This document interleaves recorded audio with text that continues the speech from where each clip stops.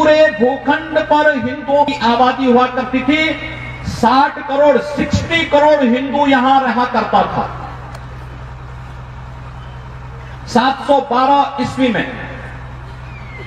और 1947 में जब भारत आजाद हुआ था, उस समय भारत और नेपाल, पाकिस्तान और जो वर्तमान का बांग्लादेश है, इस सब की आबादी मिलकर के हिंदुओं की कुल आबादी बची रही मात्र 33 करोड़।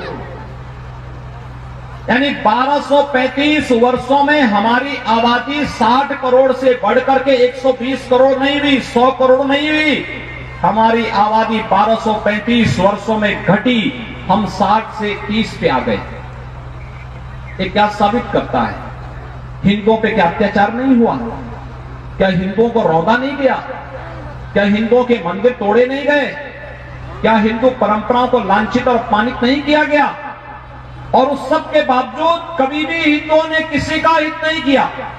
दुनिया के अंदर आप जाइए, आज आप देखते होंगे अरब जगत में, वहां पर इराक के अंदर आईएस नाम का एक अलकायदा का आतंकवादी वहां पर आकर के वहां पर किस तरीके से गैर मुस्लिमों को काट रहा है।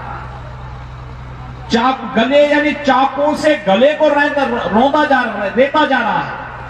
टेलीविजन के दृश्य को आप देखते होंगे, रोकटे खड़ा करने वाला दृश्य होता है। पशुओं की तरह मनुष्यों को काटा जा रहा है, और केवल मनुष्यों को ही नहीं, गैर मुसलमानों को ही नहीं, आतंकवादी सुन्नी हैं तो शियाओं को भी काट रहे हैं। ईरान का जो मूल अर्थ था वो पहले आर्यन देश था, आर्य का मूल निवास स्थान था। और ईरान के बारे में कहा जाता है कि ईरान के जो मूल निवासी थे वो पारसी समुदाय के लोग थे। पर्शियन समुदाय के जो लोग थे वह अग्नि पूजक थे। अग्नि पूजक हम सब हैं। हम मंच पर आए, हम लोगों ने सबसे पहले दीप प्रज्वलन का कार्यक्रम किया। ये दीप प्रज्वलन, ये अग्नि तो है, ये दीप ज्ञान का प्रतीक है, प्रकाश का प्रतीक है, ये अच्छाई का प्रतीक है, ये रचनात्मकता का प्रतीक है, ये सकारात्मक ऊर्जा का प्रतीक है। इस अग्नि का पूजक वो पारसी समुदाय हुआ करता था। और अभी आपने इराक के अंदर भी देखा होगा, जो यजीदी समुदाय है वो अभी इसी अग्नि का पूजक है, इसी अग्नि का पूजक है। पारसी समुदाय को ईरान से समाप्त कर दिया गया।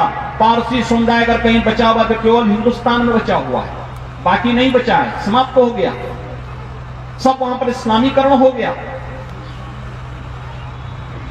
अफगानिस्तान, आपने महाभारत को आपने देखा होगा, महाभारत का दृश्य, महाभारत ग्रंथ आपने पढ़ा होगा, सुना होगा, या उससे पहले रामायण काल में आप जाइए, महाराजा दशरथ की रानी कैकेयी, वह तो उसी अफगानिस्तान से थी जो आज अफगानिस्तान अलकायदा की चपेट में है।